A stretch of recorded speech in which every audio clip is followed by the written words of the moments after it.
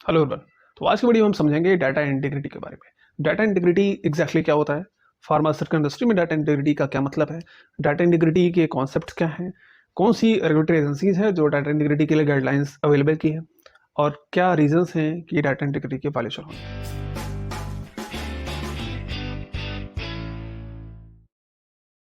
Data integrity in pharmaceutical manufacturing industry is the state where data are attributable, legible, contemporaneous, original, accurate, complete, consistent, enduring and available। ये इतने सारे terms आपने इसमें सुने। इन पूरे terms को एक साथ में अगर हम डिफाइन करो, दैट्स कॉल्ड एल्कोवा। एल्कोवा प्लस, इसमें प्लस को बाद में ऐड किया गया। सो अब हम समझते हैं कि एल्कोवा होता क्या है। ये इतने सारे जो इसमें टर्म्स यूज किए गए हैं, इसका क्या मतलब है डाटा से।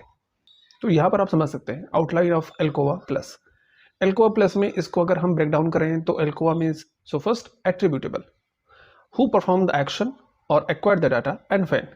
किसने जो भी प्रोसेस है उन प्रोसेस को परफॉर्म किसने किया है, और या फिर जो भी डाटा उन्होंने कहीं से एक्वायर किया है तो वो डाटा किसने एक्वायर किया, who is the person, and when, what is the time, and who is the person. ये दोनों डॉक्यूमेंट में क्लियर क्लियर शो होना चाहिए कि अगर किसी ने काम वर्क किया है, कोई मान लीजिए कोई भी एक वर्क है, उसको अगर किसी ने परफॉर्म किया है तो कब किसने किया है और कब किया है, उसकी टाइमिंग की ड्यूरेशन क्या है, और किसने किया है उसका सिग्नेचर वहां पर या उसका नेम वहां पर मेंशन होना चाहिए। ठीक है। Second, legible means can the data be easily read and they intelligible. Means कि जो भी डाटा एंट्री हो रही है, जो भी डाटाज वहां पर लिखे जा रहे हैं, कोई प्रोसेस हो रहा है वहां पर आपने मेंशन किया है, आपने क्वांटिटी मेंशन कर सकते हैं, कोई कैलकुलेशन मेंशन कर सकते हैं, कोई टाइमिंग मेंशन कर सकते हैं, आपने कुछ नेम लिखे हुए हैं रिगार्डिंग कुछ मटेरियल्स हैं उनके बारे में, कुछ भी आपने मेंशन किया हुआ है डॉक्यूमेंट में, वो डाटा इजिली रीडेबल होना चाहिए। कि आपने ऐसे राइटिंग में नहीं होना चाहिए कि उसको कोई पढ़ ना सके, एंड वो ऐसा ना हो कि किसी ऐसे इंक से हो जो कुछ टाइम के बाद वहां पर वो वहां से वो गायब हो जाए। होता ना, कुछ रिमूव हो जाते हैं कुछ टाइम बाद, वो वोलेटाइल होते हैं। तो इस तरीके के इंक से वो डाटा नहीं मेंशन होना चाहिए जो रिमूवल हो, उनको रिमूव ना किया जा सके। एक बार अगर उनको मेंशन किया तो वहां पर वो होने चाहिए। Third, contemporaneous means are the data documented at the time of activity. कि जो भी डाटा मेंशन हुआ है, वो जिसने भी मेंशन किया है, कब मेंशन किया है, ये तो वहां मेंशन हो रहा है, बट क्या उसी टाइम पे उसने मेंशन किया, उस डाटा को एंट्री किया है जिस टाइम पे वो वर्क हो रहा था, क्या वो ऑनलाइन एंट्री हुई है। मीन्स अगर हम सपोज करें कि 10 AM से 10:30 तक किसी ने कोई एक वर्क को किया, ठीक है, और उस 10 से 10:30 के बीच में उस वर्क किया, और उसके बाद क्या हुआ कि उसने मेंशन किया कि from 10 to 10:30 this task perform by this person, वो वहाँ पर मेंशन है। बट क्या वो 10 o'clock पे ही वो जब स्टार्ट हुआ था प्रोसेस तो वहाँ पे 10 o'clock लिखा गया था, और 10:30 तब लिखा गया जब वो एग्जैक्टली प्रोसेस कंप्लीट हुआ। क्या वो ऑनलाइन था, या फिर आपने 12 बजे डॉक्यूमेंट लिया और उठा के आपने 10 से 10:30 वहाँ पर मेंशन कर दिया। तो ये होना चाहिए कि ऑनलाइन डॉक्यूमेंटेशन होना चाहिए। ऐसा नहीं है कि परफॉर्मेंस पहले हुआ है, कोई भी प्रोसेस पहले हुआ है और आपको उसको डॉक्यूमेंटेड बाद में कर रहे हैं। तो data entry should be online. Fourth, original, are data recorded from an original observation और सर्टिफाइड कॉपी। मीन्स कि जो भी आप डाटा मेंशन कर रहे हैं अपने डॉक्यूमेंट में, वो क्या एक रियल ऑब्जर्वेशंस में आप कर रहे हैं, मीन्स कि वो परफॉर्मेंस आप करने जा रहे हैं उस टाइम पे आपने लिखा। ऐसा तो नहीं है कि आपने देखा नहीं है और आप बिना देखे किसी के कहने पे या किसी दूसरी जगह पर आपने मेंशन किया था, वहां सर आपने उसको ट्रांसक्राइब कर दिया। ऐसा आप नहीं कर सकते। आपको एकदम रियल ऑब्जर्वेशंस पे डाटा को मेंशन करना होगा।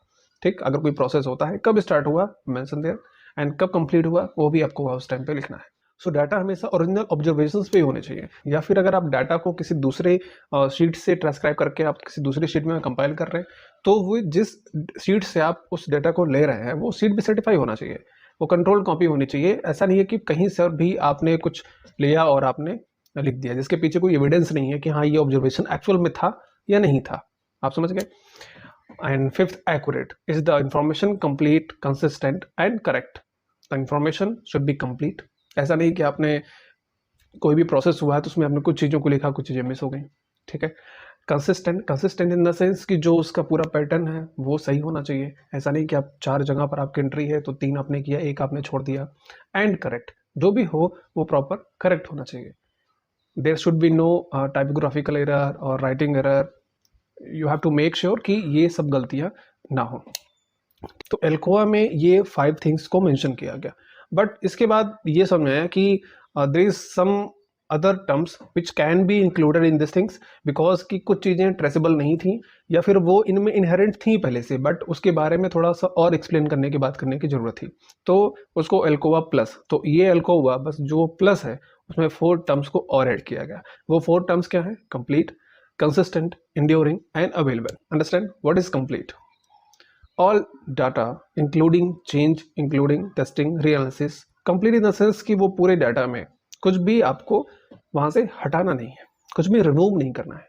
और अगर कोई भी प्रोसेस होता है तो फ्रॉम स्टार्ट टू एंड, और उसके बीच में अगर कुछ भी हुआ है, कुछ इंसिडेंट हो गया है या फिर कुछ डेविएशन हो गया है या फिर कुछ भी हुआ है जो होना नहीं चाहिए था बट वो हुआ है, तो आपको वो भी वहां मेंशन करना है।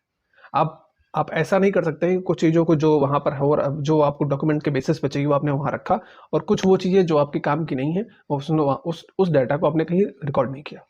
कुछ भी अगर हुआ है, किसी आपने एनालिसिस कर रहे हैं, एनालिसिस में जितनी बार ट्रायल करके फेल हुआ है उतनी बार आपको हम मेंशन करना है। इसमें बहुत सारे 483 के वार्निंग लेटर्स मिलते हैं जहाँ पर लोग सारे डाटा को वहाँ पर रिपोर्ट नहीं करते। सो इसका कंप्लीट मीन्स क्या है कि जितनी भी टेस्टिंग हो रही है, रीएनालिसिस हो रही है, फिर कोई प्रोसेस है, बीच में कोई इंसिडेंट है, कोई डेविएशन हो गया है, anything, you have to mention everything. Consistent, is there a consistent generation of record and application of time stamps? Means कि जो भी रिकॉर्ड्स हैं वो कंसिस्टेंटली होने चाहिए। लाइक अगर कुछ रिकॉर्ड करने की फ्रीक्वेंसी है every 30 minutes, every 1 hour, every 130, whatever there is frequency mention there, तो वो उस प्रॉपर कंसिस्टेंसी से होना चाहिए। ऐसा नहीं है कि आपने कुछ चीज़ों को सही रिकॉर्ड किया फिर बीच में आपने उनको उस तरीके से नहीं किया, फिर आपने किया फिर आपने नहीं किया, तो रिकॉर्ड वो इनकम्प्लीट रिकॉर्ड माना जाएगा। तो वहाँ पर कंसिस्टेंसी भी होना इंपॉर्टेंट है। Third, enduring, are the data recorded in a manner that will enable them to last for the intended duration. Means ये एल्कोवा में भी इसको मेंशन किया गया था, ठीक, बट इसको यहाँ पर और क्लियर किया गया कि एग्जैक्टली डाटा जो हम रिकॉर्ड करते हैं वो एक टाइम ड्यूरेशन के लिए होना चाहिए जो रिक्वायर्ड है। ऐसा ना हो कि आपने रिकॉर्ड किया, कुछ टाइम के बाद वहाँ से वो गायब हो गया। जितने भी रिक्वायर्ड ड्यूरेशन के लिए वो डाटा वहाँ पे होना चाहिए तो वो डाटा वहाँ पे होना चाहिए, है ना, उसका ड्यूरेशन अच्छा होना चाहिए। ऐसा नहीं है कि आपने आज मेंशन किया और आफ्टर 3 मंथ वो डाटा वहाँ से गायब है, वो दिख नहीं रहा कहाँ गया, ठीक, तो वो नहीं होना चाहिए। And fourth, available, are the data available for the review and audit during their entire life cycle. आपने डाटा तो सारे मेंटेन किए, आपने एक्यूरेसी मेंटेन की, आपने कंप्लीट रखे हैं, आपने कंसिस्टेंसी है, एंड्योरिंग है, ओरिजिनल है, सब कुछ है, बट वो जो भी डाटा आपने स्टोर करके रखा हुआ है, मैनेज करके रखा हुआ है, वो अवेलेबल ही नहीं है on the time of audit और जब कुछ भी इंटरनल इंस्पेक्शन होता है। तो जो भी आपके पास डाटा है आइदर इन इलेक्ट्रॉनिक फॉर्म और इन मैनुअल फॉर्म और पेपर फॉर्म, हाइब्रिड कॉम्बिनेशंस होते हैं जहाँ पर कुछ डाटा कंप्यूटर में होते हैं और कुछ डाटा को कंप्यूटर से लेके फिर हमें पेपर पे उसको डॉक्यूमेंटेड करना होता है। In all form data should be available all the time. जैसे कुछ भी इंक्वायरी होती है कि हमें ये डाटा चाहिए, वो डाटा आपके पास होना चाहिए, नहीं तो आपने सारी चीज़ों को किया और डाटा अवेलेबल नहीं है, दैट मीन्स कि आपने कुछ नहीं किया। तो अल्कोवा प्लस में इतनी सारी चीज़ों को इंक्लूड किया गया है जहाँ पर आप समझ सकते हैं कि कोई भी अगर डाटा है तो वो उसके क्या क्या फीचर होने चाहिए एग्जैक्टली। डाटा एक्यूरेट होना चाहिए, कंप्लीट होना चाहिए, ओरिजिनल होना चाहिए, कंटेम्परेनियस होना चाहिए, तो बहुत सारी चीज़ें हमने इसमें समझी। अब हम समझेंगे कौन कौन से रेगुलेटरी एजेंसीज हैं जिन्होंने डाटा इंटीग्रिटी के लिए डॉक्यूमेंट्स प्रोवाइड किए हैं, जिसको आप रिफर करके इंडस्ट्रीज डाटा इंटीग्रिटी को जो कंप्लायंस है वो गाइडेंस के लिए लेते हैं और उनको फॉलो करते हुए उस तरीके से पूरा सिस्टम डिजाइन करते हैं। Let's understand guidance document. So first मैंने यहाँ पर बस 3 मेन एजेंसीज को मेंशन किया है। First USFDA, second MHR and third WHO. USFDA ने एक डॉक्यूमेंट मेंशन किया हुआ है, इशू किया हुआ है, that's called data integrity and compliance with CGMP guidance for industry. MHR ने मेंशन किया हुआ है data integrity guidance and definition, and WHO ने guidance on good data and record management practice. तो ये तीनों डाटा इंटीग्रिटी के लिए जो गाइडलाइंस मेंशन किया है इन तीनों रेगुलेटरी एजेंसीज ने, उसका डिस्क्रिप्शन में हमने लिंक दिया है, आपकी वेबसाइट पे जाकर इनके गाइडलाइंस को आप वहाँ पे रिफर कर सकते हैं। Now let's understand the reasons behind data integrity violation. Data integrity violation की वजह से जो भी वार्निंग लेटर्स कंपनियों को इशू किए जाते हैं उनको जस्टिफाई करना, उनके आंसर राइट करना, it's very very tough, because वो जस्टिफाई करना डाटा इंटीग्रिटी को बहुत मुश्किल हो जाता है अगर कोई वायलेशन होता है तो, क्योंकि कंपनी के इंटेंशन पे क्वेश्चन मार्क हो जाता है, कंपनी के इंटीग्रिटी पे क्वेश्चन मार्क हो जाता है कि आप लोग सही काम करना चाहते नहीं हैं, आप लोग कुछ ना कुछ गड़बड़ करते हैं। और क्योंकि हम अश्योर क्वालिटी अश्योर हम डेटा से ही कर सकते हैं, अगर डाटा में फाल्सिफिकेशन है, डाटा में अगर डुप्लीकेसी है, दैट मीन्स कि आप कहीं ना कहीं क्वालिटी कॉम्प्रोमाइज़ कर रहे हैं प्रोडक्ट की, और हम उस कॉम्प्रोमाइज्ड प्रोडक्ट की क्वालिटी के प्रोडक्ट हम नहीं ले सकते हैं। तो ये रेगुलेटरी एजेंसीज की अपनी स्टैंड होती है। कंपनीज में अगर डाटा इंटीग्रिटी वायलेशन होता है तो उसके दो मेन रीजंस हैं, अगर हम उनको सिंप्लीफाइड करें तो। First, work culture, and second, quality system. तो अगर फार्मास्यूटिकल कंपनी है और वो प्रोडक्टिविटी को मेन फर्स्ट प्रियोरिटी पर रखती है, प्रोडक्टिविटी प्रायोरिटी सबकी होती है, अल्टीमेटली सबको प्रोडक्शन करना होता है, उन प्रोडक्ट को एक्सपोर्ट करना है, सेल करना है, और वहाँ से ही उनको रेवेन्यू मिलता है। बट यहाँ पर काम करने के तरीकों में थोड़े अंतर होते हैं। कुछ कंपनीज होती हैं जो प्रोडक्टिविटी को मेन प्रायोरिटी पर रखती हैं, और कुछ कंपनीज होती हैं जो अपने सिस्टम को मेन प्रायोरिटीज पर रखती हैं। मीन्स वॉट, अगर कोई कंपनी प्रोडक्टिविटी को फर्स्ट प्रायोरिटी पर रखती है, दैट मीन्स कि उसको उसका बोलना ये है अपने एम्प्लॉय से। So work culture means what, कोई भी कंपनी प्रोडक्शन करके, एक्सपोर्ट करके, सेल करके ही वहीं से रेवेन्यू लेती है। बट अगर मैं कहूँ कि अगर किसी कंपनी का कल्चर ऐसा है जो फर्स्ट प्रायोरिटी पे प्रोडक्शन को रखेगी, उनका मानना यह है कि प्रोडक्टिविटी मुझे इस मंथ में इतना चाहिए तो चाहिए, अगर कुछ चीज़ें होती हैं तो होने दो, उसको मैनेज करो, इस तरीके से मैनेज करो कि हमारा प्रोडक्टिविटी हैम्पर ना हो। एनी हाउ हमें ये प्रोडक्शन टारगेट अचीव करना ही करना है। तो वहाँ पे क्या होता है कि वहाँ पे प्रोडक्शन ओरिएंटेड पूरा सिस्टम वर्क करता है। बाकी डिपार्टमेंट्स को बोला जाता है कि anyhow we have to achieve this numbers in this month, और आप सबको कोऑपरेट करना है और चीज़ों को उस तरीके से लेके जाना है। और इनडायरेक्टली ये बताया जाता है कि अगर कुछ भी होता है ऊपर नीचे तो आप मैनेज कर लीजिए और उन चीज़ों को सही तरीके से करिए, जिससे हमारा प्रोडक्शन हैम्पर ना हो। अगर ये कंपनी का पॉलिसी है तो वो कंपनी आज नहीं तो कल डाटा इंटीग्रिटी वायलेशन में फंसेगी जरूर। क्यों? क्योंकि चीज़ें आप मैनेज नहीं कर सकते। जो चीज़ें एक्यूरेट होती हैं, जो चीज़ें ट्रूथ होती हैं, वो आज नहीं तो कल वो कैसे न कैसे ट्रैक हो जाती है। सो कभी भी कंपनी अगर ये सोचती है कि हम एनी हाउ सब लोग मिलके प्रोडक्शन, क्यूए, क्यूसी, इंजीनियरिंग, सब लोग मिलके इस तरीके से काम करेंगे कि प्रोडक्शन हो, और बाई चांस अगर कुछ गड़बड़ होता है तो हम लोग उसको अपने तरीके से मैनेज कर लेंगे, उस तरीके से मैनेज करेंगे जहाँ पर प्रोडक्टिविटी हैम्पर ना हो, और हम क्यूएमएस सिस्टम को उस तरीके से अपना यूज़ कर लेंगे।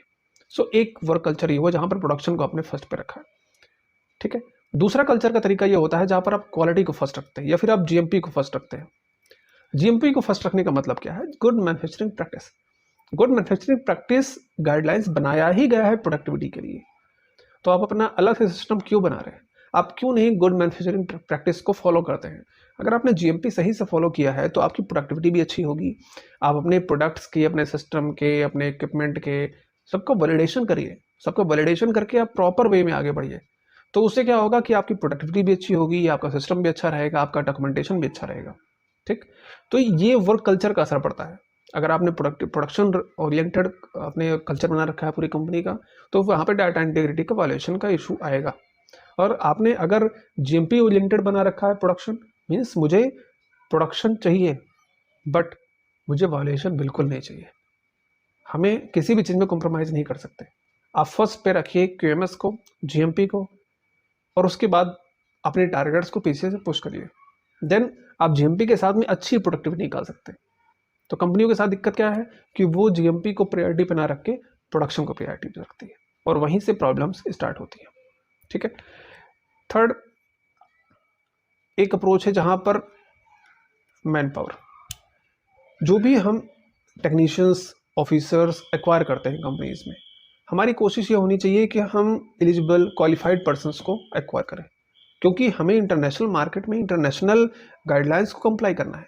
तो अगर आप कॉस्ट कटिंग के चक्कर में या फिर लो कॉस्ट के चक्कर में आप ऐसे ऐसे एम्प्लॉयज़ को रखते हैं जो उतने कम्पिटेंट नहीं है, जो आपके हाई फाई सिस्टम में वर्क कर सके, या फिर उनको हाई फाई सिस्टम को उस तरीके से वो मैनेज कर सके, तो ये कॉस्ट कटिंग के चक्कर में, ये लो सैलरी के चक्कर में हम कम्पिटेंट प्रोफेशनल्स नहीं रखते हैं।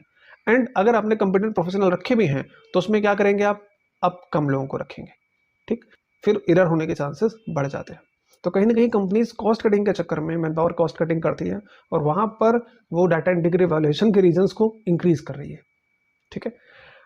ये मेन फैक्टर्स हैं जिनकी वजह से डाटा इंटीग्रिटी का इशू होता है। अगर कोई कंपनी सही वर्क कल्चर अपना रखे जिसपे वो जीएमपी को फर्स्ट प्रायोरिटी पे रखती है, और उसके साथ जीएमपी को बिना कॉम्प्रोमाइज़ किए हुए उसे प्रोडक्टिविटी करनी है, तो वो इन चीज़ों को बहुत सही तरीके से मैनेज कर सकती है। एंड ये ध्यान में रखते हुए कि मैन पावर्स की अपनी खुद की कुछ एफिशिएंसीज होती हैं, उतना ही हमें उनसे काम कराना चाहिए, तो डाटा इंटीग्रिटी के इश्यूज होने के चांसेस कम होंगे। बिकॉज मेनी टाइम्स गलती से, not intentionally, by mistake errors हो जाते हैं, और वो उस टाइम पे अगर क्लियर होता नहीं है तो बाद में जब क्लियर होता है तो जस्टिफाई भी नहीं होता है। ठीक है, तो ये रीजंस ऐसे हैं जो कंपनियां खुद इसको क्रिएट करती हैं अपना अच्छा वर्क कल्चर ना बना के। ठीक, एंड सेकंड रीजंस क्या है, क्वालिटी सिस्टम। तो कुछ कंपनीज में क्वालिटी सिस्टम इतने सही तरीके से इस्टेब्लिश नहीं है जहां पर वो हर एक इशू को सही तरीके से हैंडल कर सके। ठीक, जैसे कि प्रोडक्शन स्टार्ट है या एनालिसिस हो रहा है, वहां पर कोई इंसिडेंट हो गया, ठीक, या फिर कोई डेविएशन हो गया। अब उन चीज़ों को कैसे हैंडल करना है, कैसे बाय सिस्टम जाना है, कैसे असेसमेंट करने हैं, कैसे जो भी उसके पूरे प्रोसेस होते हैं, असेसमेंट के प्रोसेस या फिर हैंडलिंग के प्रोसेस जो भी होते हैं डेविएशन को, उन सारे प्रोसेस को अगर आपने ऑर्गेनाइजेशन में सही से स्टेब्लिश नहीं किया है तो फिर आप ये चाहते हुए भी कि आप कोई भी ऐसा काम नहीं करेंगे जिससे डाटा इंटीग्रिटी का वायलेशन हो, बट क्योंकि आपके पास उस तरीके का क्वालिटी सिस्टम ही नहीं है, आपके पास उस तरह के प्रोफेशनल्स नहीं हैं, आपके पास उस तरह के एसओपीज नहीं है, आपके पास उस तरह के प्रोसीजर्स नहीं है कि आप कोई भी अगर एरर होता है, कोई भी अगर प्रॉब्लम होता है, कोई भी इंसिडेंट होता है, कोई डेविएशन होता है, कुछ भी होता है, तो आप उसको सही तरीके से हैंडल कर सकें। कितने सारे एरर्स हों, कितने भी सारे मिस्टेक्स क्यों ना हो, बट उसको हैंडल करने का एक तरीका होता है। कुछ भी कहीं पर कोई भी मिस्टेक क्यों ना आ जाए, उसको हैंडल करने के तरीके होते हैं। अगर आप उनको सही तरीके से हैंडल करते हैं तो आप किसी भी बड़े से बड़े मिस्टेक को भी आप सही से जस्टिफाई करके सामने रख सकते हैं कि ये रीज़न था और इसकी वजह से ये हो गया। ठीक, बट आपके पास एक्चुअल में सही क्वालिटी सिस्टम है नहीं, आपके पास प्रॉपर एसओपीज नहीं है, आपके पास प्रॉपर प्रोफेशनल्स नहीं है, आपके पास प्रॉपर क्यूएमआर सिस्टम नहीं है। अब जब ये सारी चीज़ें आपके पास है नहीं तो आप डाटा इंटीग्रिटी को सही तरीके से मैनेज नहीं कर सकते, बिल्कुल नहीं कर पाएंगे आप। तो ये चीज़ें आपको समझनी पड़ेंगी कि क्वालिटी सिस्टम होना ज़्यादा इंपॉर्टेंट है, क्योंकि जब प्रोसेस होगा तो उस प्रोसेस में एरर्स होंगे, फॉल्ट होगा, बहुत सारे कुछ भी हो सकता है, ह्यूमन एरर्स होते हैं, मशीनरीज के एरर्स हो सकते हैं, कुछ भी माल फंक्शन हो सकता है, ब्रेकडाउन हो सकता है, कुछ भी हो सकता है। तो उन चीज़ों को कैसे हैंडल करना है, ये कंपनीज के पास पूरा टूल स्टैब्लिश होना चाहिए। ठीक है, तो अगर वो सारी चीज़ें होंगी तो डाटा इंटीग्रिटी के वायलेशन को रिड्यूस किया जा सकता है या फिर प्रिवेंट किया जा सकता है। डाटा इंटीग्रिटी बहुत इंपॉर्टेंट एक फैक्टर है पूरे वर्ल्ड में फार्मास्यूटिकल इंडस्ट्रीज का रन करने के लिए। पिछले कुछ सालों में डाटा इंटीग्रिटी टर्म्स को बहुत ही सीरियसली लिया गया है और इस पे ही इसको मेन बेसिस करके ही कितने सारे कंपनीज में ऑडिट होते हैं और बहुत सारे वार्निंग लेटर्स इशू किए गए हैं, कितनी कंपनीज के ऊपर बैन लगा है और कितनी कंपनीज के ऊपर फाइन एंड पेनल्टीज लगे। कितने सारे ये सारी चीज़ों से आपको इतना समझ में आएगा कि डाटा इंटीग्रिटी क्या होता है, एल्कोआ प्लस क्या होता है, कौन कौन से डॉक्यूमेंट्स हमें मिलते हैं WHO से, MHRA से, WHO, USFDA से, और क्या रीजंस हैं वायलेशन के, और क्यों हम कैसे हम इनको प्रिवेंट कर सकते हैं, कैसे हम अपनी प्रैक्टिस में चीज़ों को ठीक कर सकते हैं। एक सिंप्लीफाइड वे में यहाँ पर हमने चीज़ों को किया। आई होप कि आपको सब चीज़ें क्लियर हुई होंगी। तो अगर आपको अभी भी कोई क्वेरी है या फिर कोई डाउट है तो हमें कमेंट बॉक्स में पूछ सकते हैं। Thank you very much.